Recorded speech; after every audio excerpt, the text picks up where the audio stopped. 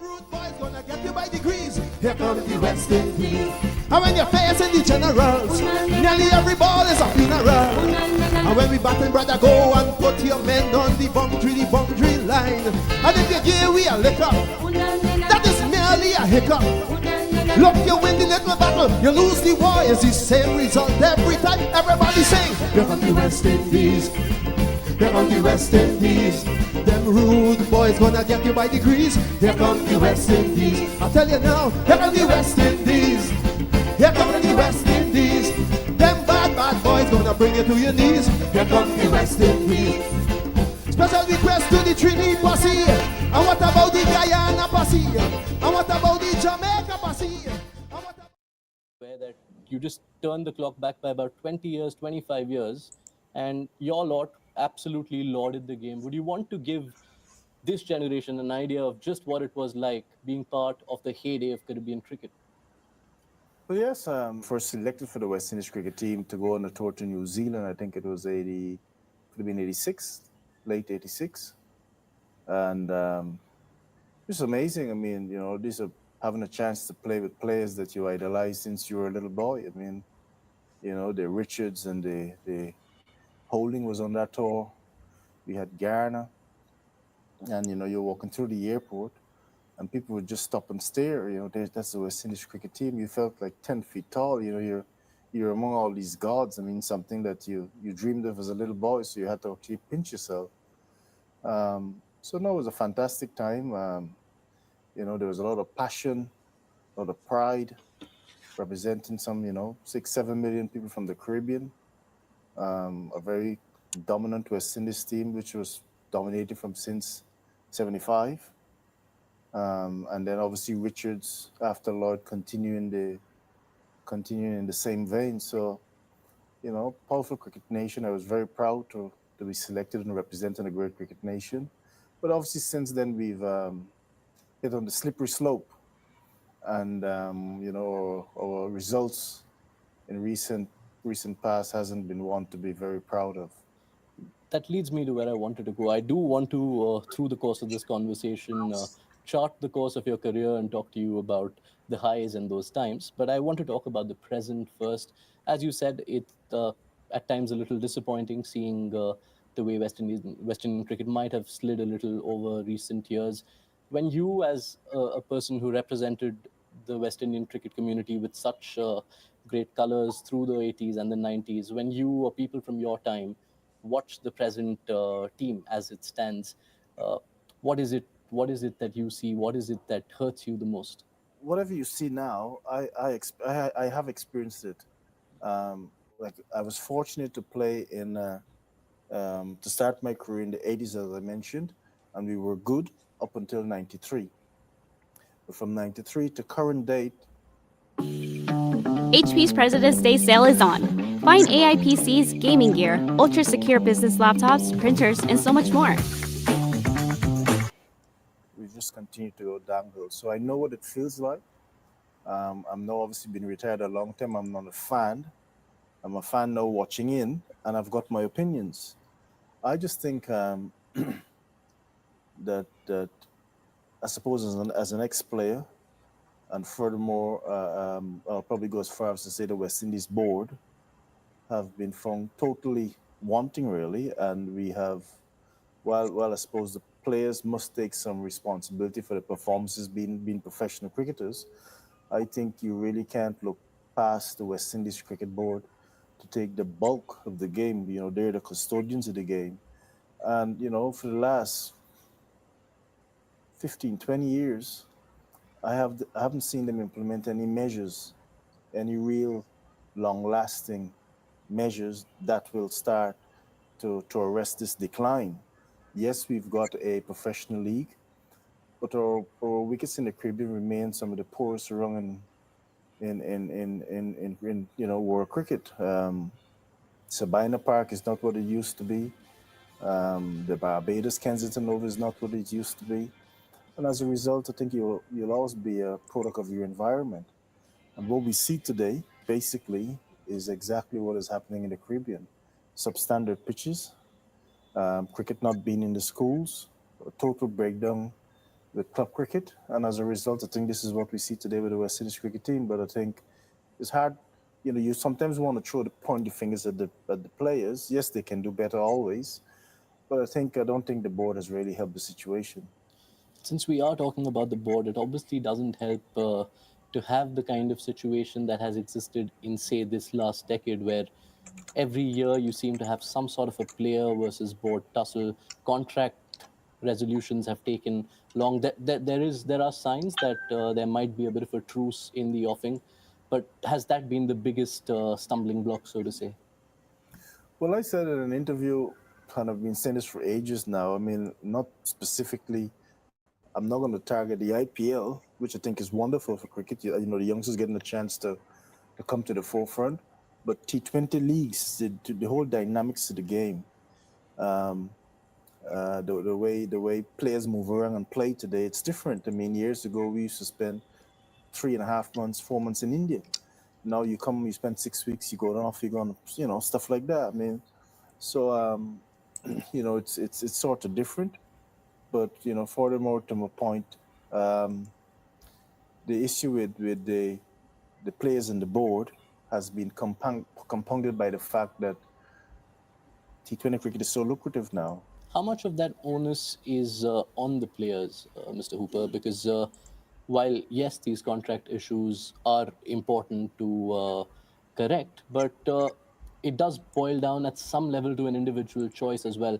Is perhaps the amount of money involved with these mushrooming leagues, considering that a Chris Gayle can effectively, without donning West Indian colours, travel to at least 6-7 countries over the course of a year, do very well for himself financially as well as his stature as a global star, and somewhere that eats into players wanting to don the West Indian colours? Well, good point you make there. I mean, the words of sports being a global star. So the game is changed. The landscape as we know it has changed. It's gone beyond now just playing for West Indies. He's just as well known here in through the IPL and all the other various T20 leagues. So it's a I think the board has been left behind.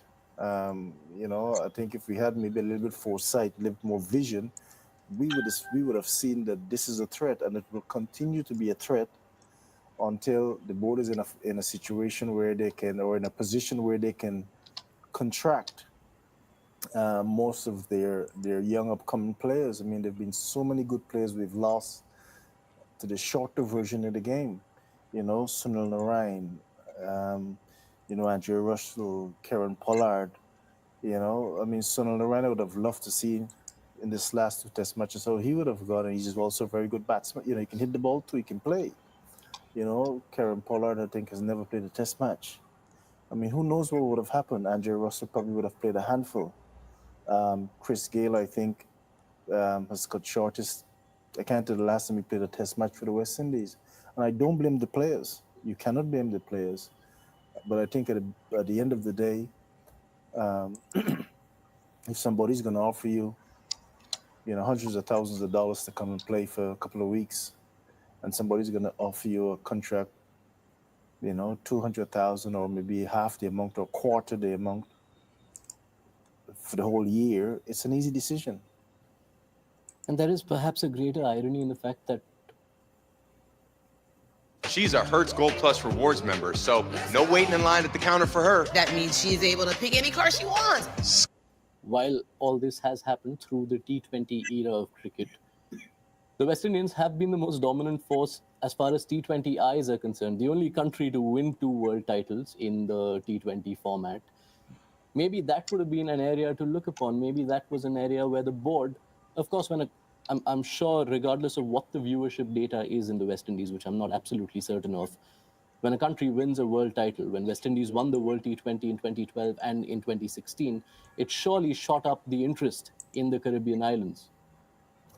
Well, it has, but guess who controls as you know, the CPL T20 League in the Caribbean? It's not the West Indies board. They sold off the rights. So it's just amazing. So here we're talking, you've got a dominant World T20 side, winning it not once, but twice. Furthermore to that, T20 leagues seem to be the vehicle that is stirring the interests of the people, certainly the younger people. You know, mom's bringing the son through, dad's bringing the son through, gongs are packed, the atmosphere, whatever. And this is the event that we've managed to sell off to a foreign entity. You know, you would have thought that we would want to, given the location in the Caribbean, beautiful location, beautiful beaches, lovely nightlife, lovely cricket, the atmosphere is electric, full houses. You would think this is something that the West Indies Cricket Board would want to hold on to and run with it. In terms of geography, we're very close to the United States of America. You've got a lot of Indian fans that come down to watch the games. In fact, I think some of the, if I could be wrong, some of the franchises could be owned by by folks who live in the States. So again, and the US is a very, very big market, you know. But what did our board do? We sold it off. You know, so we talk about decisions, is like there's no vision, no long-term vision. Like they just see what's there right now, as opposed to looking down the road and say, okay, this is where we're at. We're trying to get over there. What are the steps, the incremental steps we need to take to get over there?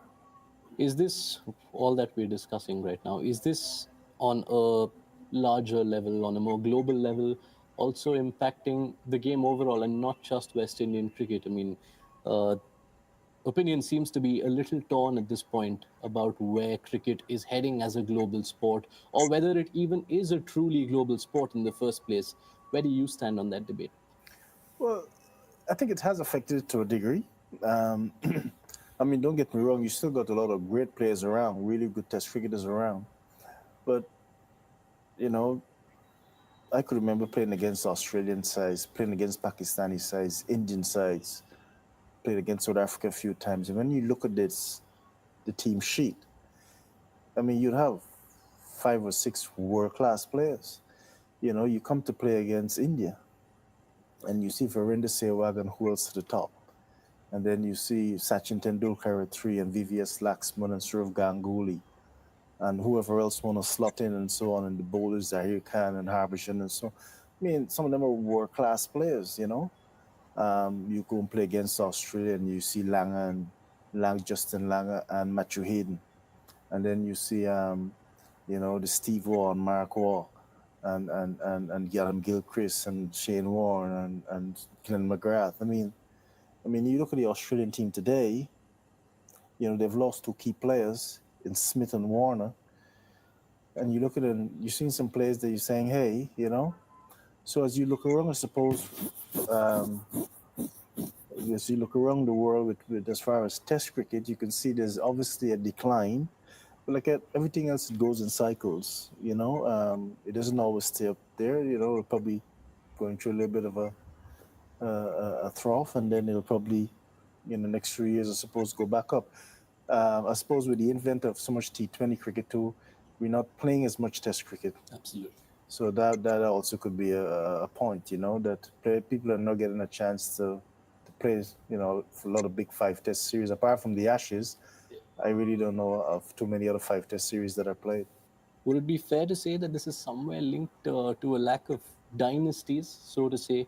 The West Indian team that you joined in the late 80s through till the time, till the mid-90s, it was an empire in itself. The Australian team that took over from there was an empire.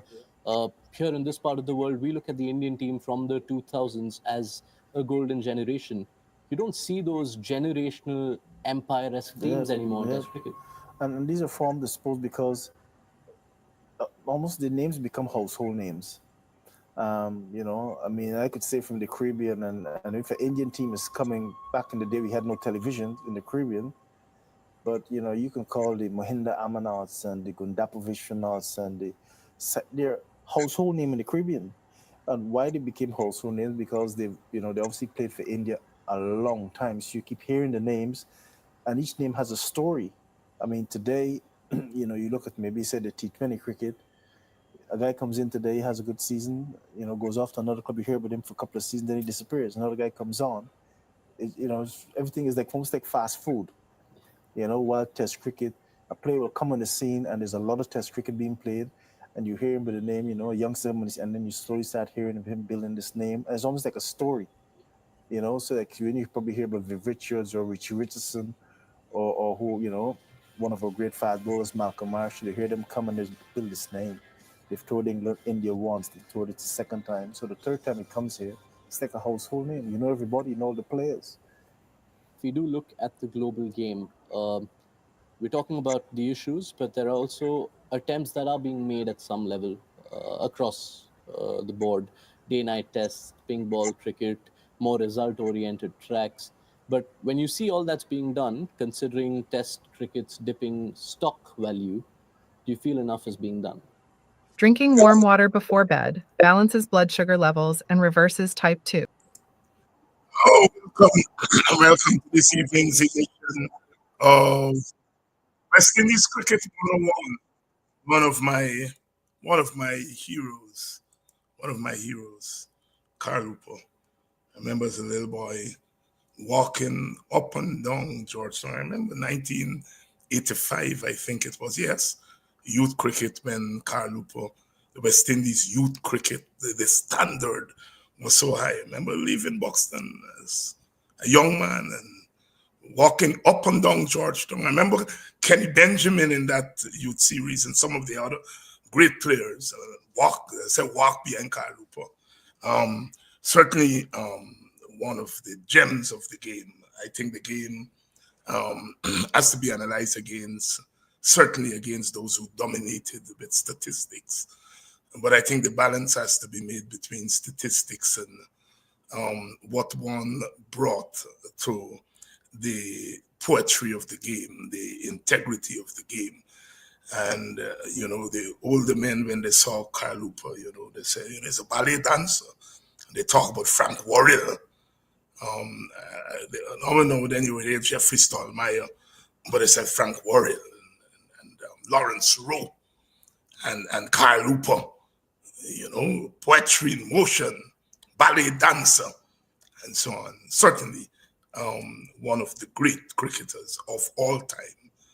And I had the pleasure, Basil and I, first time I met Basil Butcher Jr., of talking to Carl or listening to him. Victor Benjamin was there at Ivlery. There was a practice match. He had just come back out of retirement. And that conversation went on for about 3-4 hours. And I stood there and lapped it all in. Very intelligent chap. Very, very intelligent chap. And giving his perspective on cricket in the West Indies and cricket in the world. Let me bring in Basil, because I know Basil rub shoulders with these chaps more than I can ever begin to do. Basil? Yes. Good evening, Dr. Hines. Good evening to your viewers.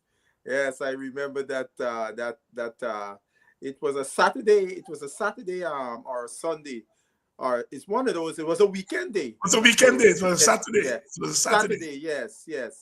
That was 2003, if I'm not mistaken. Why I know the year well is because my dad was asked to come out of retirement, if you will, to come and run for the Guyana Cricket Board president. And if you remember, I had to leave y'all because I promised him I would go with him to Perica, where he was going to canvass, speaking to some officials from the Essequibo Cricket Board, giving out his manifesto, his plans, etc. So I was very upset I made that promise because the gap was so sweet. I remember you leaving. I still have the newspaper caption here appeared in the newspaper the next day. Right on.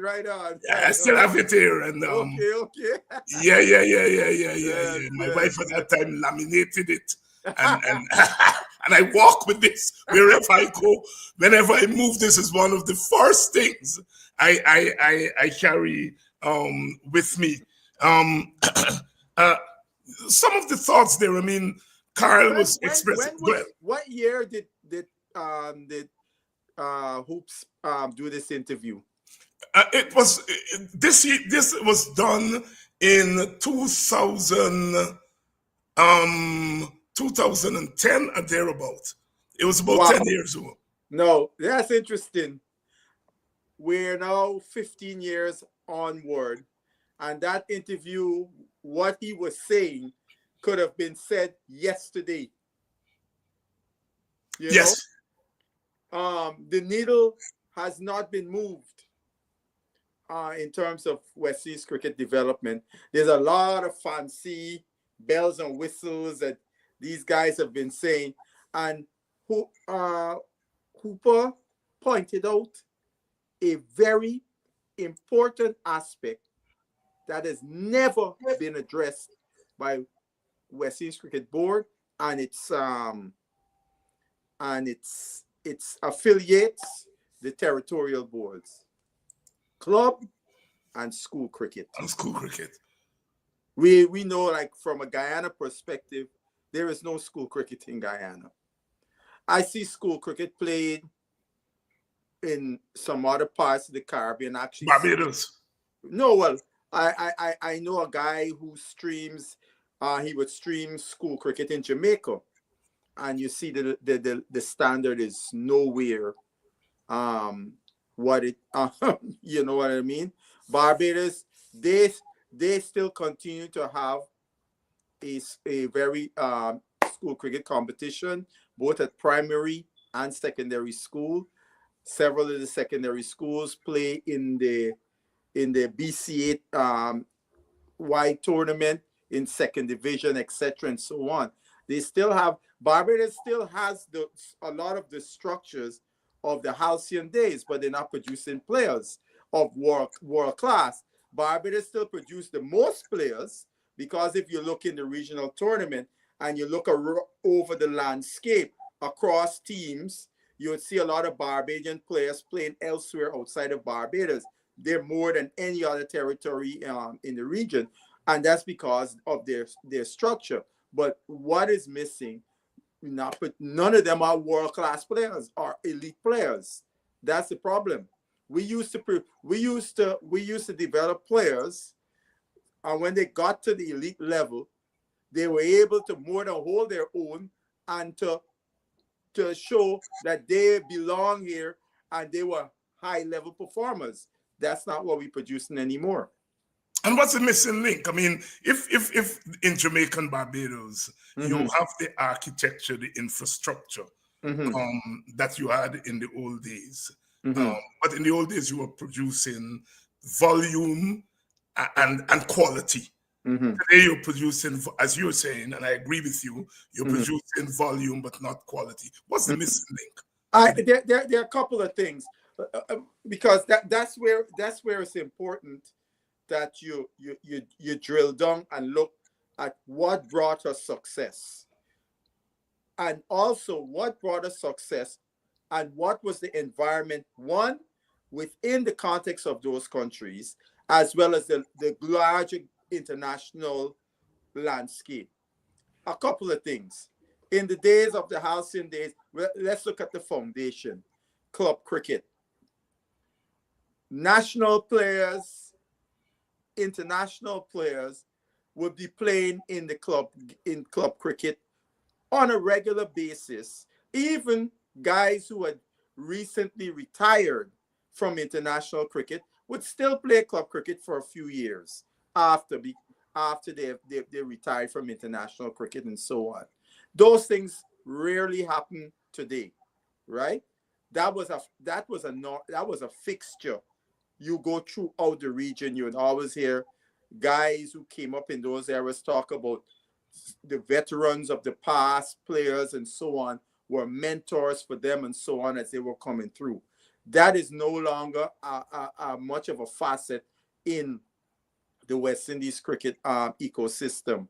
School cricket, is very spotty throughout the region, and where, for the most part, where it's played, it's not of any standard, right? So where where we might have been able to attract more young people, even athletic young people, to get into the game in school, where you would introduce it to them in PE and so on and so forth. Now we have these things where clubs around, like say in Guyana, Georgetown, these guys have camps in the summers at different clubs to bring in these youngsters to get introduced to the game and so on and so forth. That is cool, but I would much prefer to see these youngsters at a younger age being introduced to the game and getting exposed earlier to all of the things about cricket, and most particularly West Indies cricket. So because of that, the standard of the cricket from ground up is way below what it used to be. So guys are able to go up the ladder despite having many flaws or many deficiencies in their game, and could get all the way to an international team that in the past they would have been found wanting somewhere along the pathway, and if they didn't buck up, they was not progressing along the pathway. And so that's it in a nutshell. And the thing is, no, you look at the environment today, and you know, and I know, Guyana, let's talk of Guyana, for example. It's the same country we grew up in. However, the society is not the same society we grew up in. The overarching values of the society myself and you grew up in is no longer the same overarching values in Guyana. That not just affects also the young people coming out of that environment, right? That's one thing you got to take into consideration. And also part of the environment, by you do not have the players of the past and so on infused in the system, it means then who replaces them? The coaches. That means you got to have really good coaches to mentor these young people as they traverse through the cricket pathway. That, in my view, is something that is very wanted in the Caribbean when it comes to our the coaches that are dealing with these players, right? Because the players today are more exposed to coaching than any other generation. But what are we seeing? We're not seeing them. And then obviously, you know, things like facilities and all of those things play a role play a serious role in the development of our players. But we have to remember something. We are not Australia, India, South Africa, and all those places that have more resources. So we have to be creative and be able to use our resources in terms of facilities and how we can maximize that so our players can get exposed to all the various things they need to be exposed to as they develop as players. And good evening to all of you who are joining us. Of course, this is West Indies Cricket 101 on a Sunday evening. I'm here with Basil Butcher Jr. Dr. Adams has the evening off. He is in transit from a party in the snow down to the south. He was there at a Rickford Bucks party last night in the snow. And he's traveling back to the south, so he's not here with us this evening. Welcome to the Honorable Nima Flubes, the Shadow Minister of Sport. And you know, if you're the Shadow Minister of Sport, you are the Minister of Sport in the waiting. And it's good to see her here in the program. I had a chance to listen to our presentation in Parliament, which I found quite interesting. And she's here, and as you see her comment there. Basil, it's interesting that, as you said, back in the day, we didn't talk much about the role of the government. Although I'm sure the government was involved. It was the board, but the government was there. Every now and again, you hear like when Burnham brought back Live Lloyd. Mm-hmm. You would hear that. Or when Burnham said that Sobers, you can't come and play because you were right? Every now and again you would hear the government. Over government involvement. Over government involvement. But there is a growing view today that the government needs to be more involved because the board is just not doing it. And that the government really, because there's the argument that the board, you heard Upa there in the board, and all the ex-players talk about the board. And then there's this call now for the government. The dilemma for us is that, in my view, is that the way our boards are behaving really is the way our more extreme and authoritarian governments have behaved in the region. And so I'm wondering whether we're not jumping from the fire pan into the fire. But when you take, I'm going to come in a minute, when you take a place like Guyana, flush with money. Yes. All right, and the West Indies board is complaining that it doesn't have money. Guyana got enough money to finance the West Indies board. And they don't have to depend on the ICC. All right? So we're in a dilemma. And I don't know sometimes which way to turn my head. But over to you. Look, there are a couple things I could think of right off the top of my head. Let's look at Guyana as because that's where we know more about, right? Clubs are struggling mightily in Guyana, right, to make it maintain, etc. You hear people telling me in Georgetown, for example, when they want to have their 2-day fixtures, a club or a ground, they're struggling to get a ground for 2 days, 2 consecutive days, because the clubs have to maintain themselves. They have to rent out their facility to make money to maintain themselves. So they're hard pressed to have 2 weekend days, because obviously weekends is when more activities would be going on, right? So that is in one area where I think the government could come in and play a role in subsidizing these clubs, so that during cricket season, for example, they would not have to be doing that, right? They can do that off season, but not during cricket season. So grounds would be available. That's one. And also in subsidizing them, you'll help them to be able to have the kind of personnel that they would need around these players, such as fitness, nutrition, proper skill coaching, and so on, around these clubs, that the players will be exposed to a high performance environment from the bottom up. And I've said this, look, let's use Georgetown as an example, and you could use this model in Berbice and etc. So we got X number of clubs in Georgetown. All of the clubs then would have access to maybe they hire some kind of strength and conditioning people that they're going to come to each club and give them a program. So the players with the fitness. Similarly, you will have a nutritionist, maybe a sports psychologist, if you will, and people of those ilks that can be called upon by different clubs as needed. This would be subsidized, right? And obviously skill coaching, part of the subsidy, helping to pay, because you can't get nobody coach free, the free thing, them days over, right?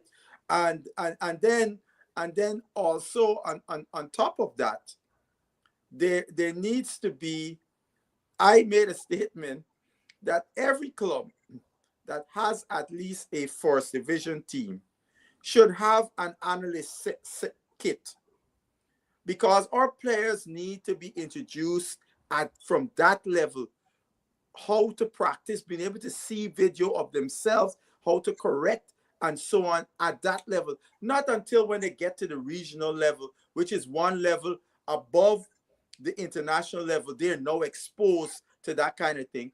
Whereas around the world, under 13 start seeing these things. So they're learning about tactical things and so on from 13 years old and so on. So our players are way behind the 8 ball when they're going to go up in terms of preparation against their colleagues around the world. And you might be more talented or just as talented, but if you're not as prepared and understand your game and your tactical acumen and all those things are not in place, that team, despite you're on the same level talent-wise, will beat you 8 or 9 out of 10 times. Basil Berto Jr. here on West Indies Cricket 101. Good evening to all of you. Good evening to you, Ashley, out of London. Good night. Good night to you. Good evening. Good night to you. Good evening to you, Kirk. Basil, you know, as I ponder the role that governments inevitably, I think, will have to play if we are going to deal with the financial problem that we certainly have. My fear is, and you're from Guyana, I'm from Guyana, is that I'm sure that our government doesn't mind spending the money, but there is the political attachment, the partisan political attachment that comes with it. That, you know, I would say I don't want to go down that road, you know, whatever you want to say about Burnham, he would bring back Lloyd, but he wouldn't try to control the Guyana Cricket Board of Control. No.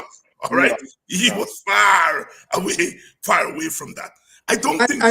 And just to say this, the funny thing is, Burnham was actually approached by the Guyana Cricket Board regarding Lloyd's situation. Yes. And he facilitated it for them. So the board felt confident they could go to the Prime Minister, and he would see fit to facilitate without asking for something. Of course.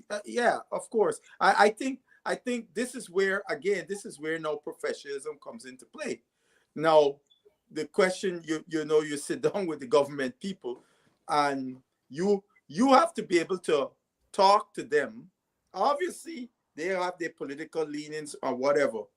But one of the things, you as a professional, you have to sit down to them, map out the plan to them in a professional manner and say, this is how we have to do it. If we do it somewhere else, that's not the result we're going to get. I remember when I was going through coaching training, a high-level cricket coaching training, I did the Australian highest level. The guy said to us, you might find yourself because we train, I could be trained to be a technical director for a country or whatever in case may be, which means I have to interface with people who are not on my technical level of understanding what needs to be done. They have in their minds, oh, we just got to do X, Y, Z. But now you got to now come to them and really map out to them step by step what has to be done to get players to come up. What Benji is saying here, Benji is talking a bundle of nonsense as usual. But I want to get into that. What clubs always come with their own money? Subs today could run a club today. Are you kidding me? You know what I mean? These clubs are not even trained in the thing of marketing and all of those things you're asking them to do. So Benji, rest yourself. but the game has gotten much more expensive exactly. now. Look. Right here in the United States, we little club cricket. I remember the days when I started playing cricket here 40 odd years ago. How we little subs and so on was what made us through the season. Firstly, tell a youngster today about subs. They don't even know about subscription. That's not even part of their reality. All they're concerned about is to turn up on Sunday and play cricket. Where the money coming from, they ain't got concerned about it. You're holding events for the club. If you get a club night, enough of them don't even turn up to the club night. So I don't know what Benji like he living in Benji, you remember this picture, boy? Benji was holding court. Benji was on. The caption is Carl Hooper. catches up with former Guyana Defense Force cricketer Victor Benjamin at right at the police force club yesterday. The overseas-based Benjamin was also the physical fitness trainer at the national cricket for the national cricket team. Benji, a little bit history. Don't worry about it. No. Benji is disappointing for him to talk about what he's talking about. It's not apropos today.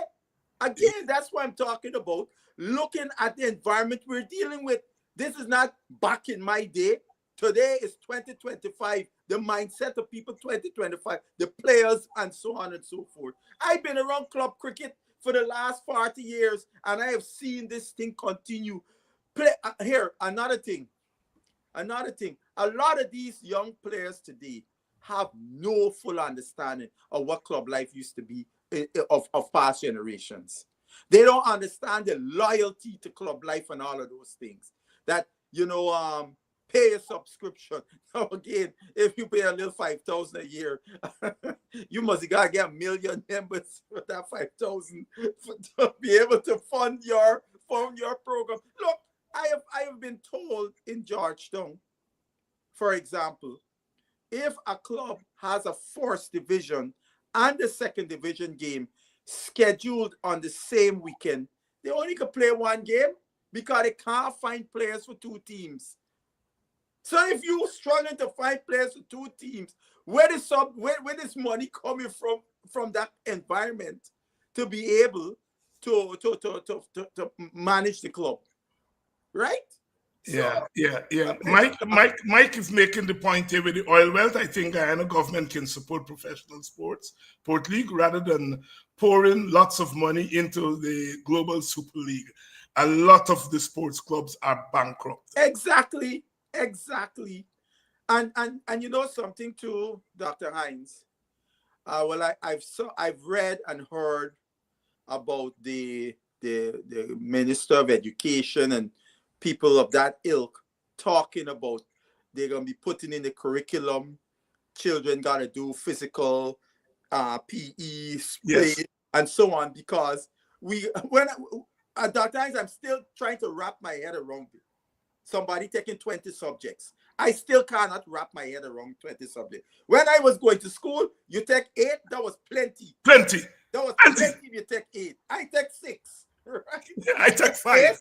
I took 5. 5 used to be the thing. And partly, not only were your head could take, but that's what my parents could afford. Right. Yes. In terms of the books and all that kind of stuff and all that thing. That's very true. That's very true. Because I remember my aunt in England, my parents, because I know GC is the same, just like the thing. Yeah. My aunt in England sent down some books because I did the 3 sciences, physics, chemistry, and biology. And she sent me some books that was the appendix to the thing. Even my biology teacher used to always say, Butcher, let me use your book when he teaching. Because my book had everything, you know what I'm saying? So so youngsters are not even, if you're gonna do all those subjects, how are you gonna get into physical, playing sport and all of those things? So we gotta get more rounded in youngsters to play the cricket and play the football. And look, most of us, like I am a little younger than you. When we went to school, we had the option of playing any sport you could think about in school. No, that is not the reality today. No. It is not the reality. When they introduced the multilateral schools, we were playing badminton. Yes. The girls were playing netball. Because my father was on board with FOBs and this multi thing. Yes. Right? And the year multi started, I was in the first class. But as usual, what happened during the Barnum years, a lot of great ideas, but the implementation was the problem. That is what happened with the multi. And after a year and a half, my father said, out of there, because we ain't getting with books, we ain't getting this, we ain't getting that. And this great experiment, it never panned out as we expected it to be. Good evening to those of you who are joining us a little bit late. Yes, it's West Indies Cricket 101. Basil Butcher, young Basil Butcher, or little Basil Butcher, as usual. I don't like the Basil Butcher Jr. thing and so on. Yeah. But because Basil is a man in his own right. You heard the man say. It's a funny story, right? My mom told me, because you know, when I must have been very, very young. This before I know myself really. People might call me Junior, and Lance Gibbs tells she don't call her by Junior because you got the name gonna left funny. And then I saw when my mother told me that when I saw Lance Gibbs, I said, Mr. Gibbs, thank you very much. I would hate to be called that's me named Junior. I used to know when my mother called me, she used a different tone when she called me. When she called you, man. I could tell when it was her father when she called me.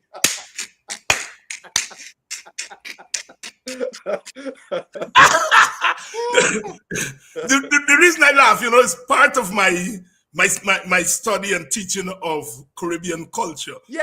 And that is so instructive. Culture. Yeah. Different tone in calling. Yes. Exactly.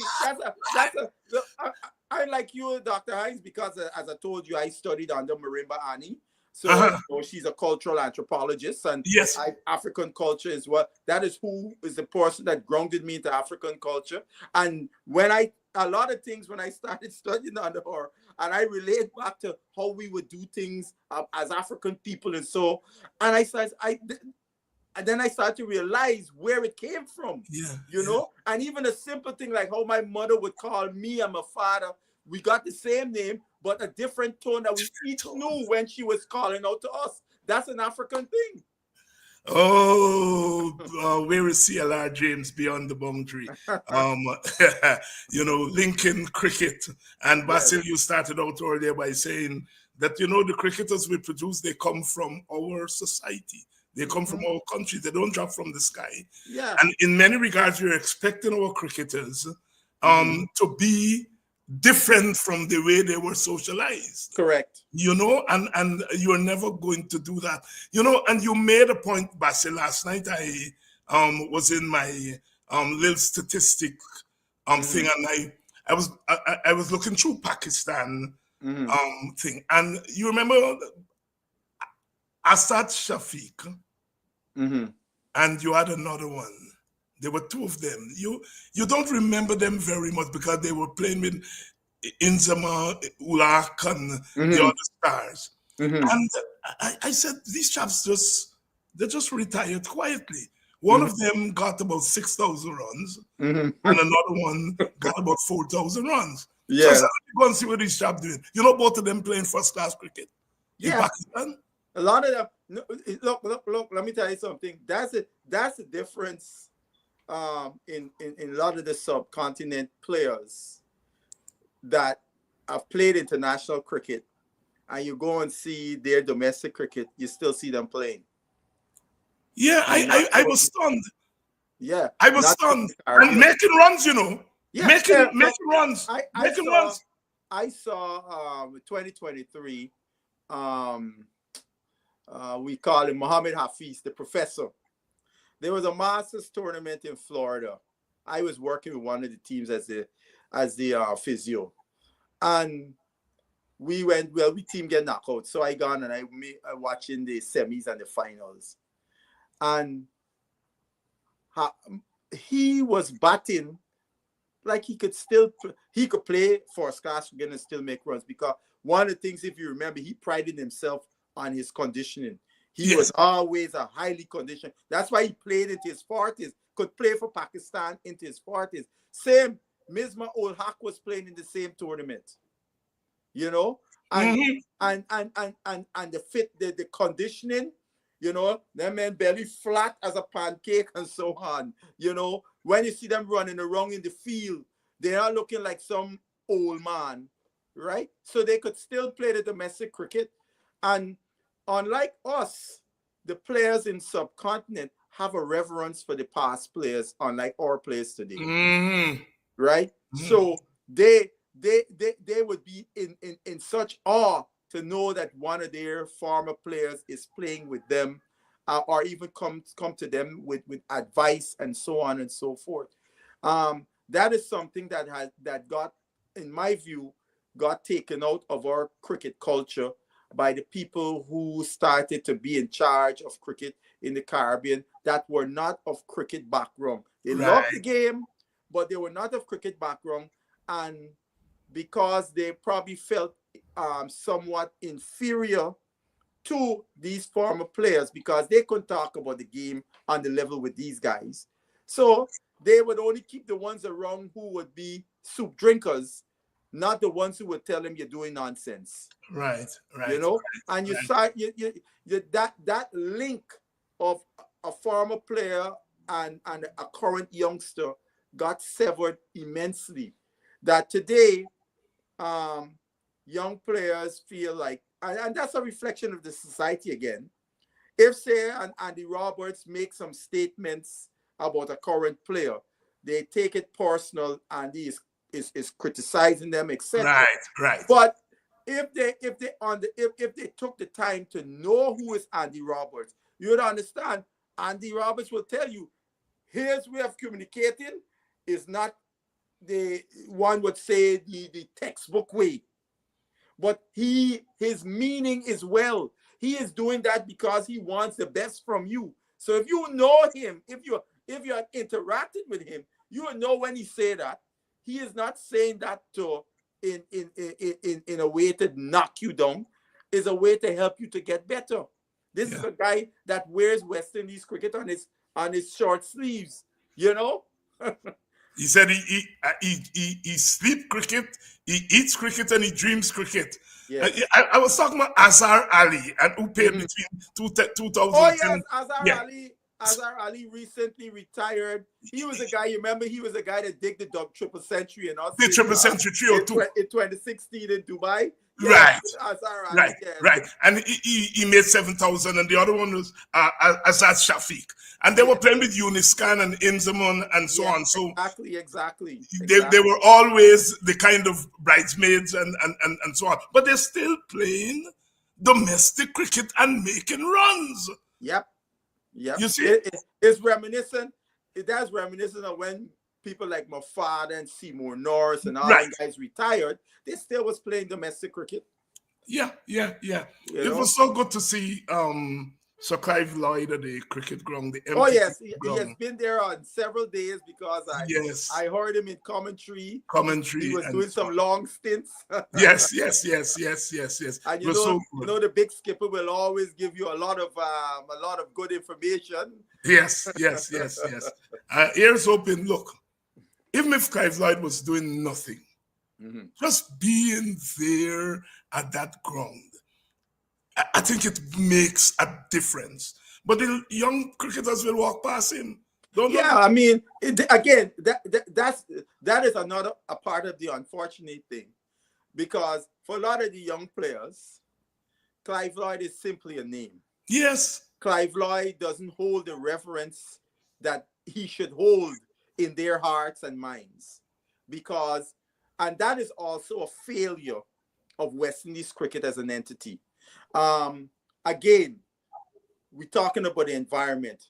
We grew up in an environment, we didn't have TV, but we knew all the players for the West Indies. We read the papers, we saw the pictures and so on. Now, if we see them on the street, we know who so-and-so is, right? Even though we never see them play, right? I never seen Clyde Walker play, I never seen Everton Weeks play, but when I saw them, I knew who they were. That's it. Right? That's you know what I mean? So that is part of the failure. Now, in our environment growing up, that it was like osmosis for us to learn about those things. The environment today, no. So who has to take up the bulk to do it? It is important now the cricket structure inculcate into these young players from the start. When they come in, you inculcate to them about whose shoulders they stand upon, what West Indies cricket is about, etc. Whereas our youngsters from other parts of the world, like for example, my friend Lyndon Fraser always takes down a team down to Guyana, youngsters from United States. Most of them are of South Asian background. But them youngsters gonna Google, and every time they go down, they want to go and visit border. because of the history of the boredom. history. Yes. And then yes. when they go up and they see some of their players on the wall there score 100 and so on, they're taking a picture of the thing and so on. You think our young players got time with something like that? No, unfortunately. I remember I met Langer, Justin Langer, back in 1995. He was a youngster. He just started playing Test cricket. I remember his 93 series when he made his debut with Bishop. Them nearly killed you. Right?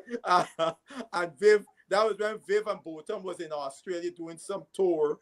And Viv criticized Border. Oh, you're going to send the youngster to the firing line and send him to bat 3. You batting down at 5 and you send him to bat 3, right? So I met him in Antigua when I went to see the test match in 95.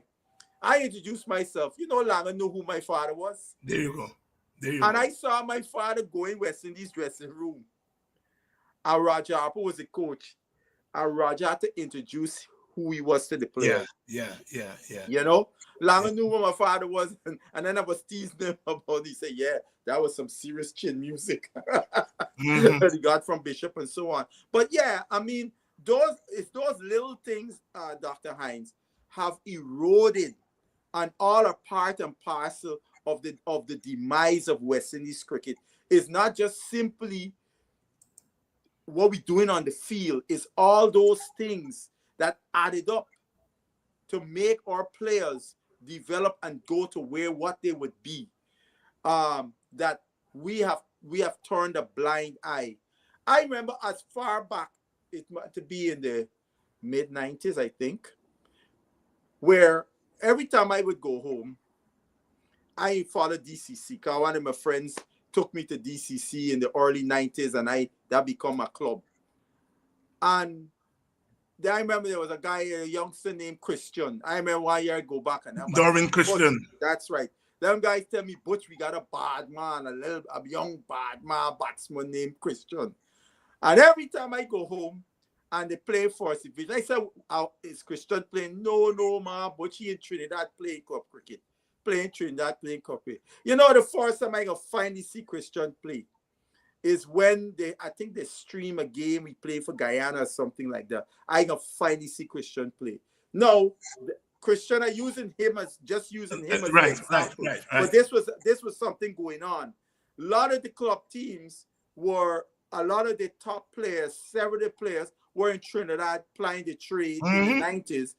They were getting paid, right? So as a result, Trinidad club cricket was getting pushed up. Whereas places where these players were coming from, because not only Guyana they were coming from, they were coming from other parts of the Caribbean. Yeah. So that you had the demise of the club cricket because you would go and watch a game, a bunch of guys playing First Division who ordinarily would never be in the First Division team, but because players absent, they have to play. And it's not like in the days where guys who were playing in England and they were still playing in England, the club season start, where you had adequate, hungry youngsters who were good players that got now a chance to get exposed playing First Division. And I remember Chetram Singh was the president of the Guyana board at the time, and he talked about this problem, and he said, "I understand it is something we have to address," but I would tell you, it's never been addressed. Never been addressed.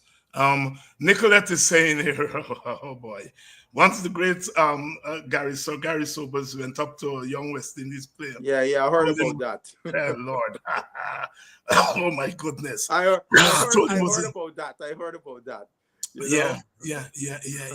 Oh my God. I would do anything just to be in the same room with Gary Sobers. I mean, look, anything. Look, I'm not going to call the player's name because for obvious reasons, but Sir Randy Roberts wanted to talk to a certain player, and he was able to get his information, reached out to him.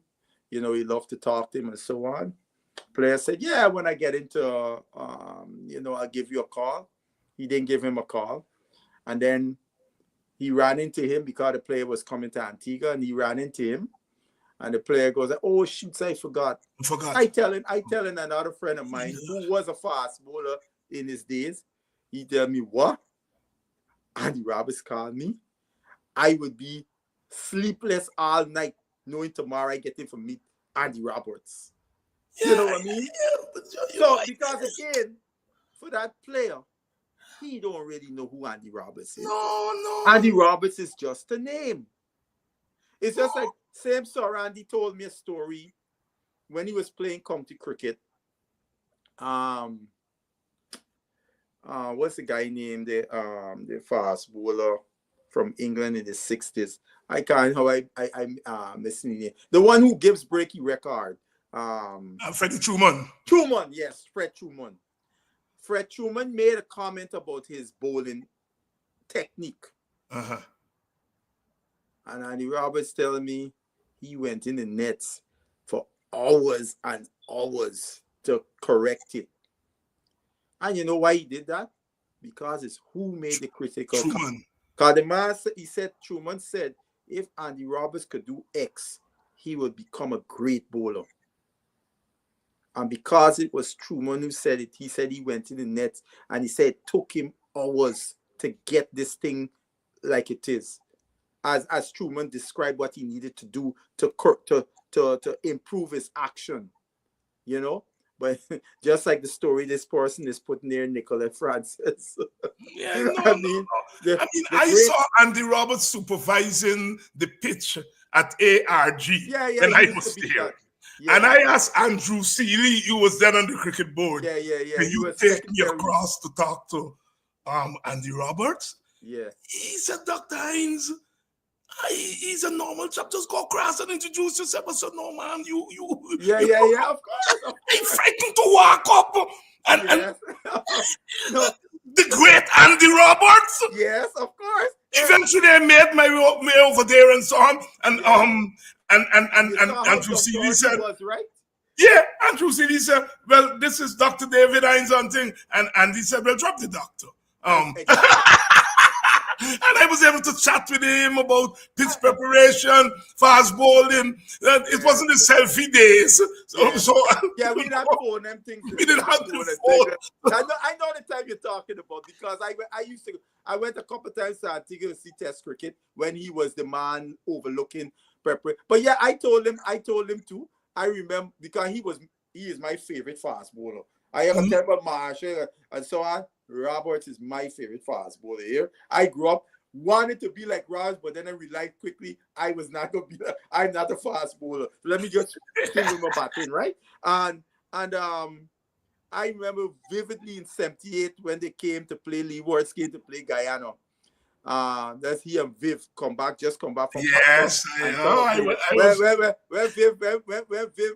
Where Viv hit Croft straight back past him, no, then before, and the whole border went wild. And after the game, we stand and I see Andy Roberts sitting in the bus at the window. I know he had the beard and he had a real serious face. I tell you, I could even remember what jersey he was wearing. I described the jersey. I said, I want to go to you because I autograph. But I said, you serious face? I said, no. Yeah. You know what I mean? And he laughed. He said, and I am one of the most down, and I can tell you that. Because me and him talk regularly. He is one of the most down-to-earth person you could ever come wrong. The great Andy Rob, you think, you know what I mean? Down-to-earth as they come. You know, but I went to that match. Because the statue we hold them. Yes. I went to that match to see Viv and Andy and to see Farrod Bacchus. And Andy spoiled my day because they split Farrod Bacchus early. Oh yeah, Bacchus. I was run down the wicket. I don't know what. Running down the wicket to Andy Roberts. To Andy Roberts? Are you crazy? You know, Dr. Hines. Dr. Hines, that game, me and my brothers, we was in Flagstaff watching. And I remember, Guyana, but he make a 120 something or 130. And the two openers, Vance Marie and Michael Camacho, put out thing. And the crowd getting restless. Because remember border was packed. Yes. We go see Master Blaster. Because the time he was the Master Blaster, just come back from the Forest Packer season and dominate, right? And by the crowd getting restless and finally Vance Marie out. And I never forget where Viv walked down the stairs, the whole border stand up. The whole border stand. I can still remember Yana the Kerry Parker fire engine cap as he walking out with the jumbo, dragging the jumbo as he walking out. And I remember Indian guy inside Flagstaff, Harry, may drink one shot for every rash run he makes. That time he made 15. I remember the same Indian guy. When you know you gotta go down the stairs, Flagstaff, they want to help you now, guy, he drunk. Here, let me tell you, I got to meet Viv. I met him after the match. We were all standing between ladies pavilion and the main pavilion, and he was coming out, and he come over to we and commiserate. It was about 5 or 6 of we, and then the liaison man said, Viv, we gotta go. He said, okay, fellas, I gotta go now, you know. He was signing autographs and thing. I go to Antigua. I was in Antigua, it was 96. And the late Colin Cumberbatch, who just passed, Bones, and King I, you know. King I yes. Yeah, I know what you're talking about. Ras King I, yes. Yes, well, he's the late Ras King I to know. The three of we was sitting down in the lobby, right? Me and Bones was good friend. We sitting down in the lobby, and Viv walk in the hotel. I would turn like a little boy. I said, Bones, you gotta carry the big bag for come over here. I got for me the big dog money. Hey, Bones, don't worry, boss, don't worry. He gonna come over. And you know, the big Viv, he gotta make commiserations around. And then Viv, as he get a drink at the bar, and he walk over to when he see the tree. He said, what go on here? A Rastaman convention, we call it, right? And then Bones said, this is Basil Butcher, son. I said, Viv, and just the other day, I ran into him. He was here at Lawrence Road thing in Florida last year, January. And I said to Viv, the 15 you make in Guyana is the best 15 when you play. Here, I was talking today, and I said the best shot I've ever seen off of Colin Croft was and Fawad Bacchus was in our company, and Fawad ended the sentence to me. He said, you mean the shot or the Viv shot, the push? I said, yes, the push. You remember that one, Dr. Hyde? Yeah. And that was the days when Kraft used to kick off from the bungee board, you know what I mean? Yes.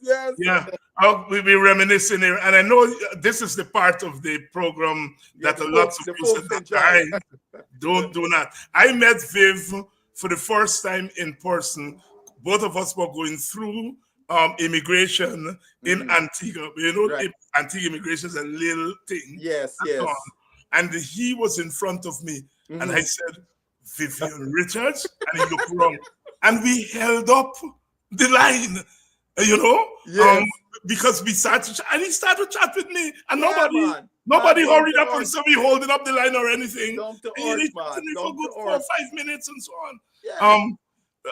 Basil, you always say that when you are a test cricketer and you come back to the local competition, you must you must dominate. This wrong day must have pleased your heart. Oh yes, Mr. Imlak coming and made, and not only that, what I most enjoy about Mr. Imlak's innings is the situation that he came into and made that 100 leading from the front. And also what he did in the second innings. If you noted, he batted at 5 in the first innings. Yes. And he came and he took the mantle again to lead from in front again. So I admire that greatly about young Imlak. I think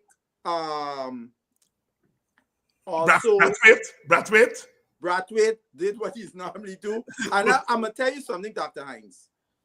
I've watched all the 3 innings that John Campbell has played. Yes, I was coming to John Campbell, yes. But right? Go ahead.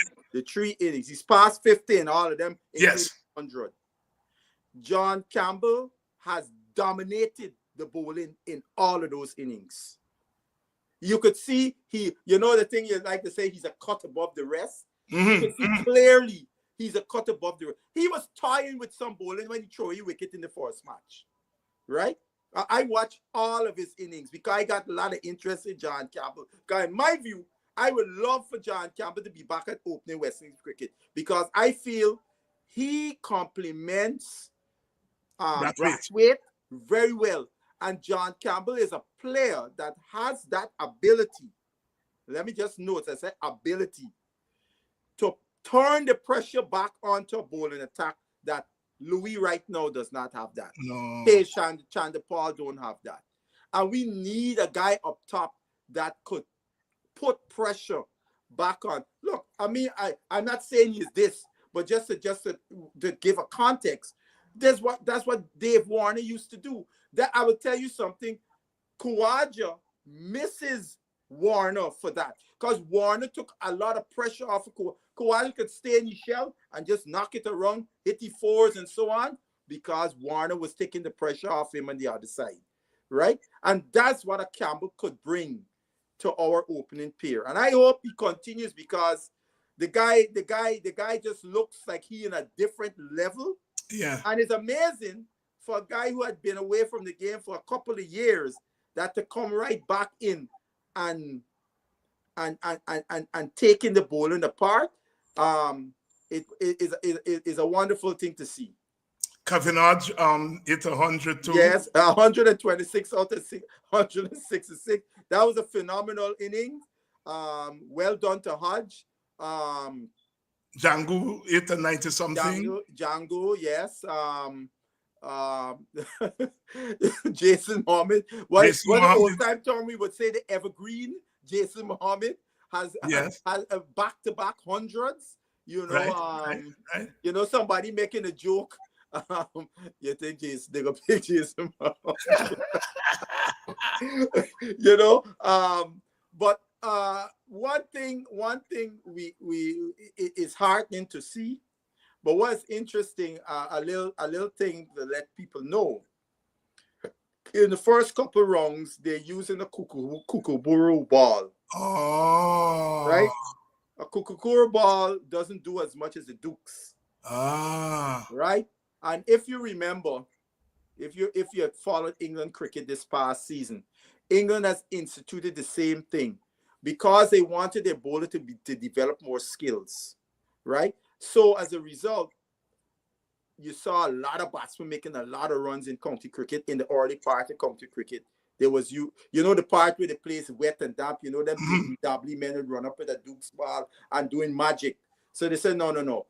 Those kind of guys, firstly, are not gonna play test cricket. The only place, if they do play, is in England. You can't walk with them guys to Australia, to the West Indies, and India and so on, because that bowling, they can't replicate that elsewhere, right?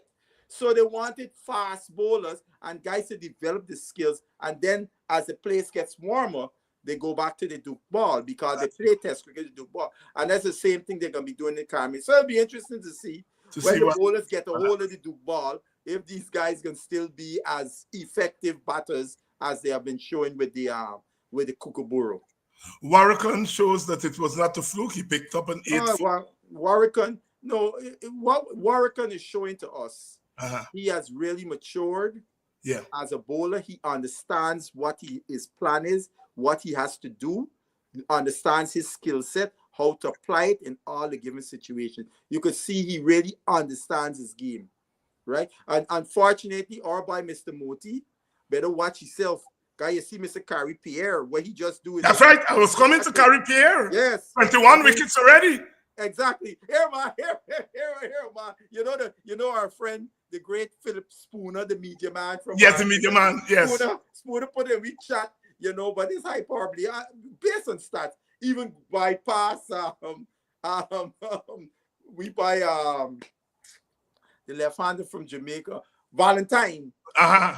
I said, Mr. Spooner, here we it's all tongue-in-cheek, but I said, okay. Valentine is the gold standard when it comes to left-hand spinners out of the West Indies. He's the gold standard, right?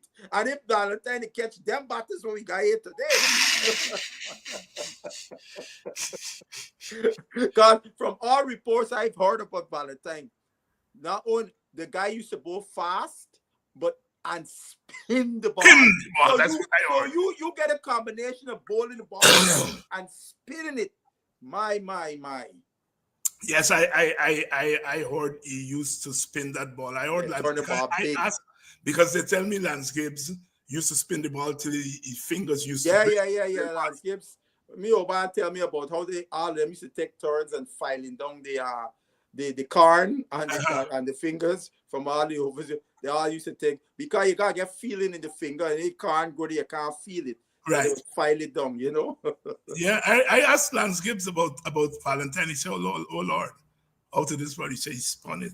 Yeah, I remember my dad telling me he was talking about Worrell, and he said when they got to England in '63, and you know in those days, unless you did something in England, you were not recognized as a top player.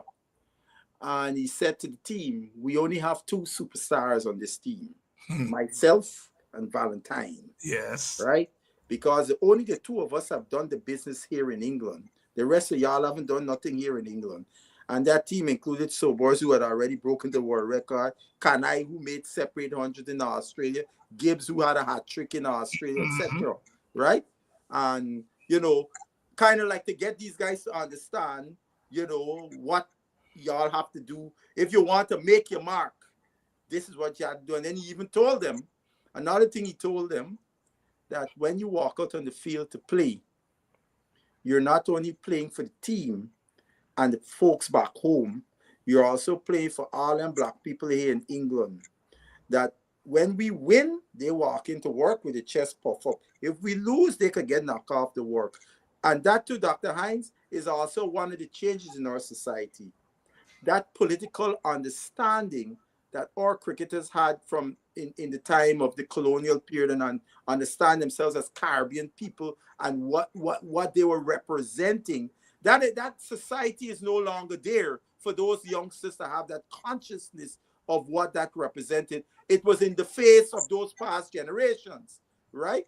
So they want to beat the colonial master. You tell a youngster, I don't even know that. What are you talking about? You know, so I mean, all of those things. That's why I don't have to tell you this. That is why knowing your history is fundamental. It is fundamental. Nicolette, you know, it's one of the things that pains me. For example, this semester I'm teaching a course, Peoples and Cultures of the Caribbean, and I, you know, do popular music, reggae, calypso. I teach a module on cricket, so I spent about 3 to 4 weeks on cricket and teaching the cricket over the years. After that class, a young white kid brought me a T-shirt with Gary Sober's picture on it. He had never heard of cricket before. Right. He's learning cricket in my class, right? And he learns about Sobers, and he went and he did his research. Right. And he on behalf of the class, he said, Professor Hines, you know, I'm presenting you. I still have that T-shirt. Right. Ago. But he said, I have never known that there was a game so scientific. Said, you know, and it pains me because I'm teaching young, mostly white kids, Hispanic kids, some African Americans, and I'm teaching them something that I would love to teach Caribbean people, right? Youngsters, Caribbean youngsters. Yes. One of my students, after that course, went and joined the Peace Corps and went to Grenada. I mean, these are the experience you have of teaching non-Caribbean people about this place called the Caribbean and about cricket and so on. And you watch our young people. Although I have to say, because of social media, we are now getting in to some young people here who bother, you know? I mean, this young lady or father met me and said, you know, my daughter has switched to political science as her major. As a result of listening to you and so on. So maybe we are making a little bit of... you planted some seeds. But I would love to catch some of these young cricketers and teach them this cricket history, that they didn't fall from a coconut tree. They come from this history. Exactly. And I think, if these young people, understand what they mean to us as a region, I think they will do 10 times better on the cricket field. Saying that, I am getting worried for young Imlach because I'm loving. Clearly, he has learned from that tour. Oh yes. In Pakistan. And the reason I'm saying worried, because I'm just hoping some club don't come and call, and go and play T20. Now he's style of batting. All right, I hope so. No. I hope so. I ain't think so. Because it pleased my heart. They want like your boy, the finishers. Oh, that boy. They're looking for the Imlachs of the world. He come back. They come back from Dubai yet? The Dubai thing finished? Yeah, his team got knocked out. The final, I think, was today. But he went over. He's meant goodbye. The man fly from Dubai. Not only he, Russell did the same thing. The man went straight over to Bangladesh and paid half of the Bangladesh league. Because I was saying somebody like a Rutherford. Rutherford played in the final today. Yeah, when Rutherford is finished, come home and play a couple. I would hope if those guys could come home and make themselves available to play in the 4-day. Yes. Because both Rutherford and Hetmeyer are going to the IPL in March. So I think it would do them well to get some long format cricket under their belt, to get in some batting, but I doubt it. I highly doubt it. Oh my goodness. Marcel. Yeah. We could go on all night, my brother. Yeah.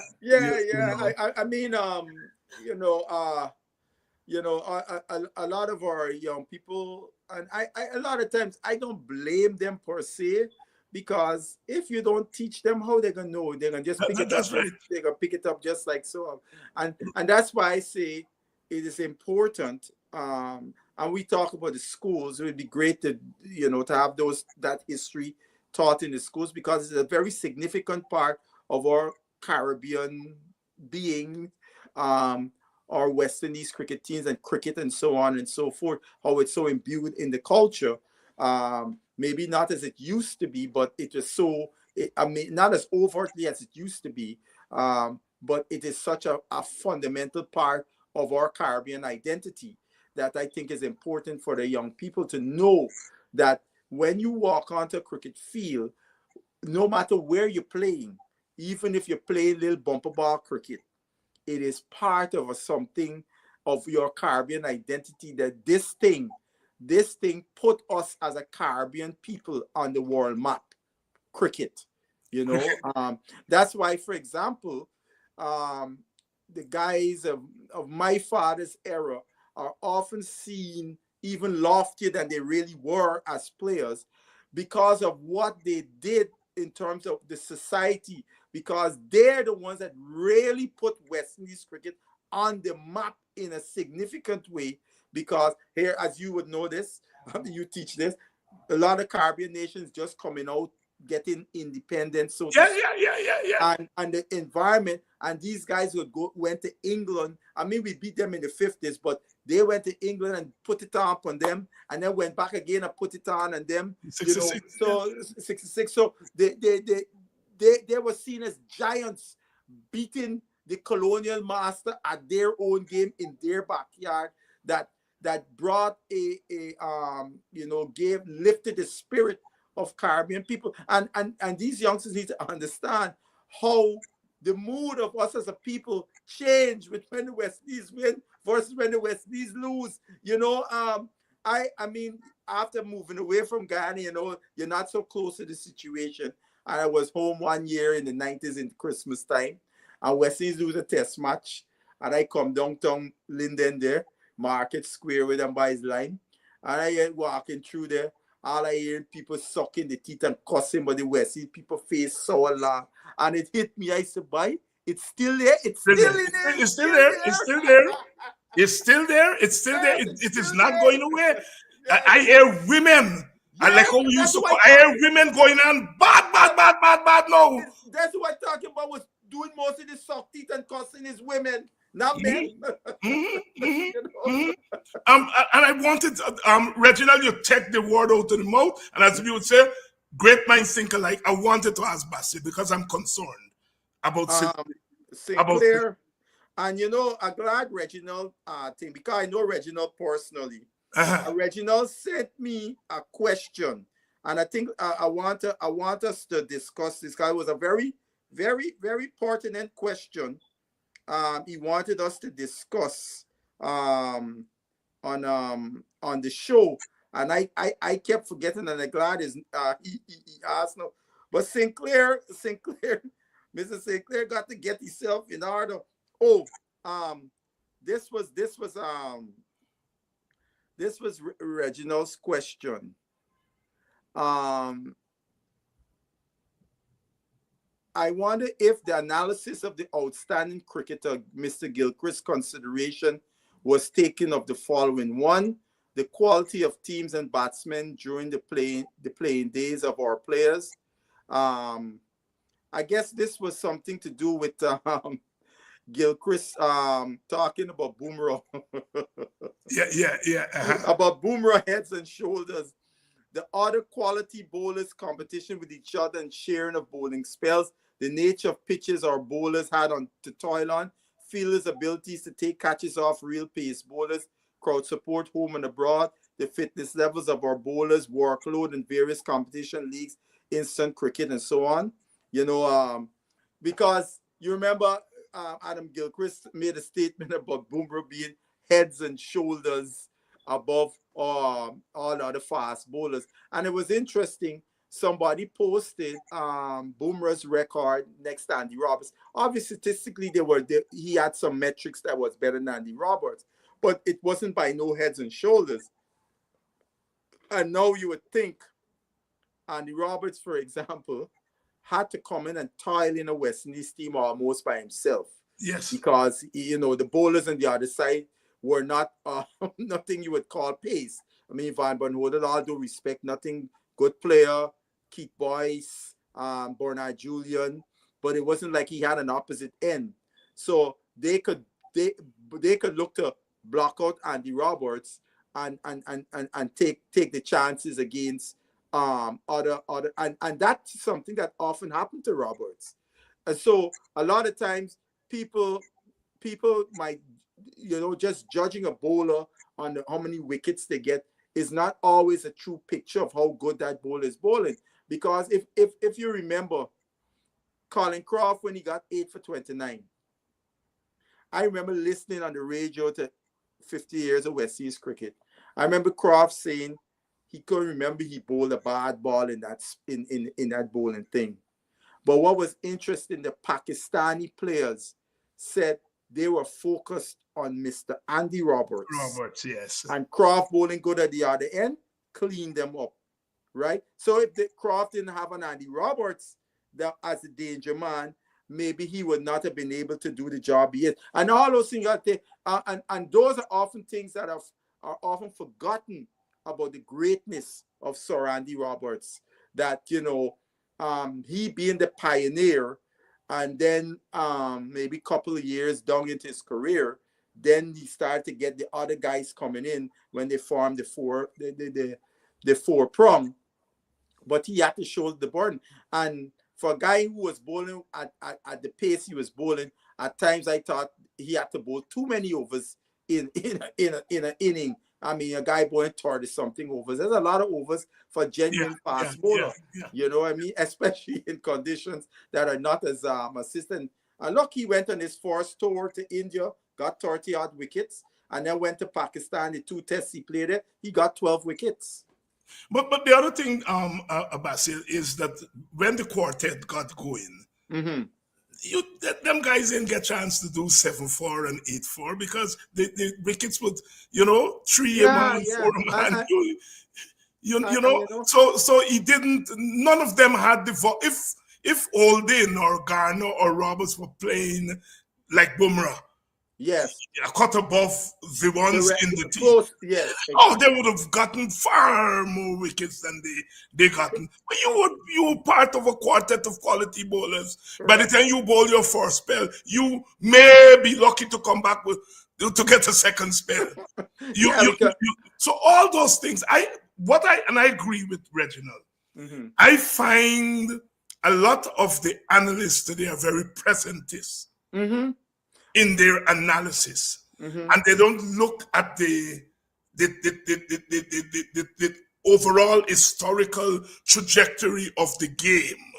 And not only that, Adam Gilchrist is 40-something years old. I think he might be 50, right? Yeah, just thereabout. Oh, there. He wouldn't have seen Andy Roberts. If he seen him, he was a little boy. If he saw him. Right? So he can't talk of no real intelligence about Andy Roberts as a fast bowler. No. You know, or Michael Holden or whatever. You know, he can't talk about them guys. Holden retired to 87. almost 40 years ago. Yeah, Roberts over 40 years ago. Yeah. When they finished. And if you were 50 years old, baby Gilchrist, you a 10-year-old when these guys were finishing their career, right? So you know, they can't take. And one thing I know, Sir Randy has said to me, is that one thing Clive Lloyd did very well as captain.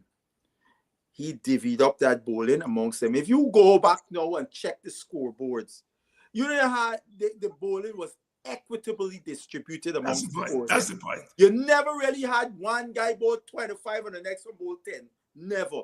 The Clive Lloyd did an excellent job in preserving his troops and distributing the bowling nicely across the four prong. Yeah, no, I completely agree. Look at a Roger Harper. Had Roger Harper played in another era, he would have been one of the greats of the game. A great fielder, Unfortunate for Roger. Unfortunate for Roger, T20 didn't come in. Thank you very much. Thank you very much. T20 and obviously white ball cricket fit his modus perfectly. That he would have been a superstar in them. And his brains as a captain. Yeah, well, of course. I mean, I always mourn.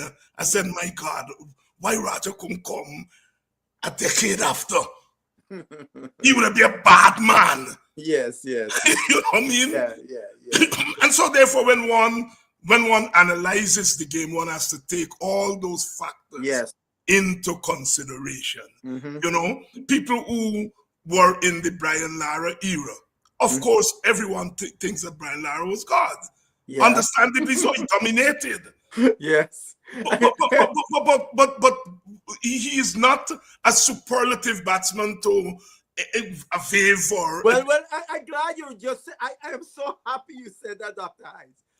One day, several years ago, when my good friend Lennox Cush used to be playing cricket in the States, I get a call from a mutual friend, and Cush was on the line with him. And apparently, he was telling Cush about Viv. Well, Cush just turned 50 the other day. Cush didn't know about Viv. For Cush generation, Larry is the king. Nobody else. Lara. Don't tell them guy, but nobody. But Viv. Viv is a name they hear about. They must catch Viv as a little boy and they see Viv. So, Mark called me, said, Butchman, you attack the Cushy. But I said, Cush, Lara is a bad man, and Lara is me batsman. But let me tell you, Viv is a bad man. Here I tell you something. Don't let the records thing with Viv. Because I remember my father even saying to me, he feels Viv should have averaged 70-something. Yeah, right? But Viv never played for that. Viv played cricket to win. He did whatever he had to do to win. And then second, entertain. Right? So when at the end of the career, you look at the records and let it chips forward to me as far as he's concerned. Right? But Viv, my Lord, I hear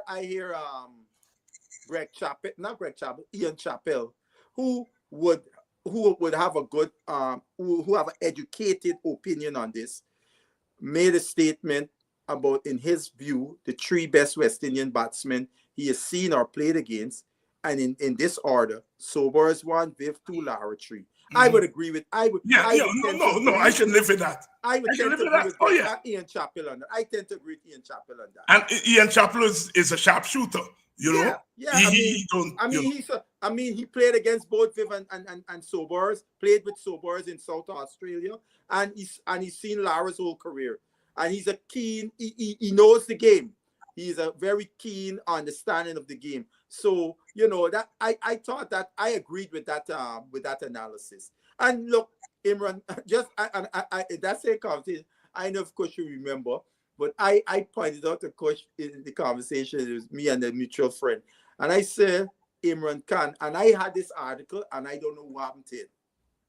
Imran Khan wrote an article about Viv in Packer cricket, and you know, he set the stage. He talked about all the great batsmen that were in Packer cricket: Barry Richards, Greg Chappell, Gordon Greenidge, and you know, you go to Javid Miandad, and you know, he categorized them. You know, he talked about Miandad, Gavaskar, and those kind of batters were run accumulators. Barry Richards and Greg Chappell, Gordon Greenidge, orthodox stroke players of the highest ilk. And he said Packer cricket was the first time all the great fast bowlers in the world were assembled in one place. And he said one person, for the most part, dominated, where the rest survived. Obviously, I know Barry Richards had some great innings and so on in that Packer thing. Was Viv Richards, right?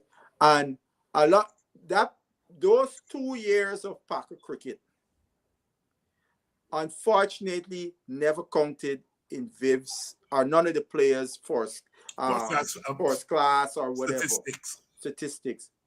But Viv was outstanding.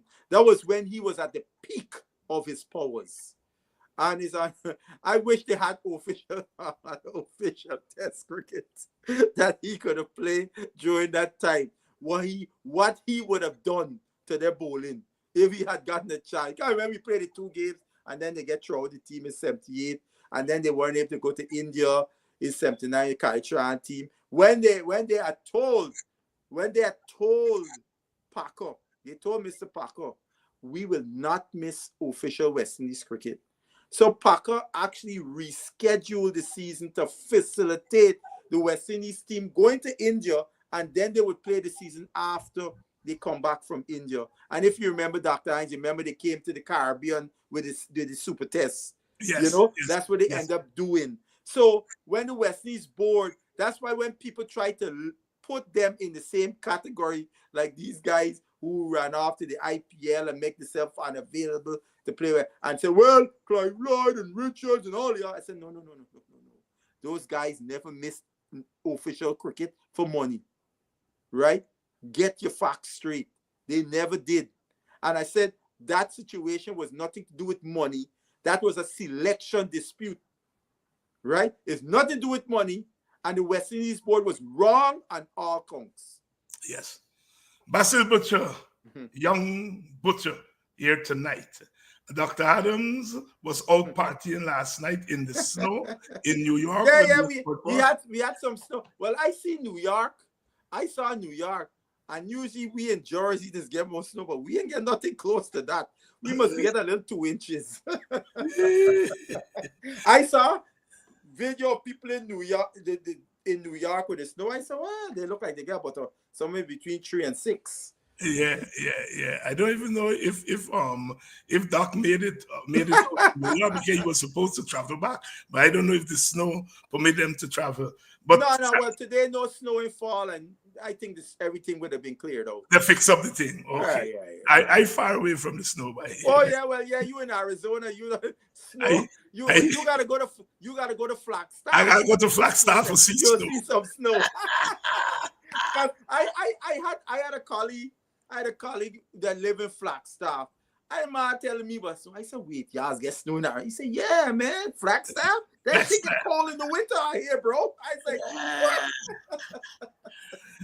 what? Butch, thank you very much, right, brother, and I'll see you next week. Yes, sir. And yes, sir. hopefully, Dr. Adams makes it back in one piece Yes, to sir. Yes, sir. Tennessee. Safe travels to Vincent. Right, and I'll All see right, you man. And to you, the audience, always a pleasure to do this. Of course, you know, cricket is not out there as a game. It's part of our heritage, part of who we are, part of our identity. So it's all politics and sports, all wrapped in one. Bill Crumb used to say, good things come wrapped in small packages. Well, you know, here we are. I'll see you all next week. And for those of you who are all-rounders, we will be on during the week with Politics 101. Rude boys gonna get you by degrees. Here comes the West Indies. And when you're facing the generals, nearly every ball is a funeral. And when we batting, brother, go and put your men on the boundary line. And if you give we a liquor, that is merely a hiccup. Look, you win the little battle, you lose the war. It's the same result every time. Everybody sing. Here comes the West Indies. Here comes the West Indies. Them rude boys gonna get you by degrees. Here comes the West Indies. I tell you now, here comes the West Indies. Here comes the West Indies. Them bad boys gonna bring you to your knees. Here comes the West Indies. Special request to the Trinity posse. And what about the Guyana posse?